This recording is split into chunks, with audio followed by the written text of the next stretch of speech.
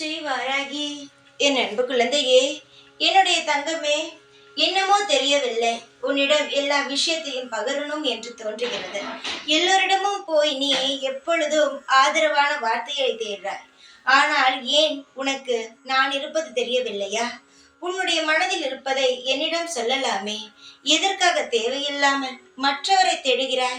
மற்றவரிடம் தேடி அவர்களுக்கு சந்தர்ப்பம் வரும் பொழுது அதே வார்த்தையால் உன்னை காயப்படுத்துகிறார்களே, அதற்கு எதற்கு அவரிடம் நீ சொல்ல வேண்டும்?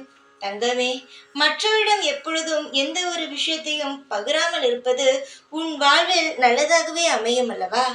எதற்கெடுத்தாலும் நீ இப்பொழுது நல்லதாக தானே பேசுகிறார்கள் என்று சொல்கிறாய். ஆனால் அதுவே அவர்களுக்கு ஏதாவது ஒரு பிரச்சனை, ஏதாவது நீ ஒரு வார்த்தையை விடும் பொழுது, உன்னை பற்றி எனக்கு தெரியாதா, உன்னுடைய வாழ்க்கையிலும் இப்படித்தானே நடக்கிறது என்று அப்படியே சொல்லி விடுகிறார்கள் அல்லவா? அதனால் தான் தங்கமே சொல்கிறேன், யாரிடமும் எதையும் சொல்ல வேண்டாம். ஏன் சொல்லிவிட்டு ஆறுதல் வார்த்தையை தேடிவிட்டு பிறகு எதற்காக அவர்கள் பாம்பு கொட்டியது போல் விஷத்தை அப்படியே கக்குவார்கள்? இதெல்லாம் தேவையா? ஏற்கனவே பிரச்சனைகள் அதிகமாக இருக்கிறதல்லவா? அந்த பிரச்சனையை எதற்காக இன்னும் பெரிதுபடுத்துகிறாய்? உனக்குள் நீ உன் வார்த்தையை தேடு. உனக்குள் நிச்சயமாகவே ஆறுதல் இருக்கும். நீயே உனக்கான ஆறுதலை கொடுத்துக்கொள்.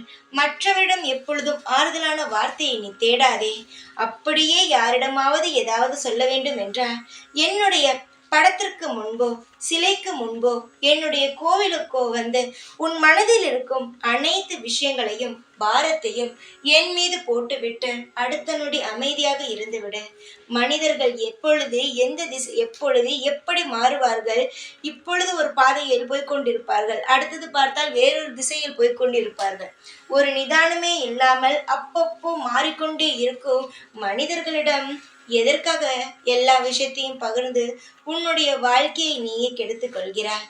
நான் உனக்கு ஏதாவது ஒன்று சொன்னால் நல்லதாகத்தான் இருக்கும். இனி இந்த தவறை செய்யாதே.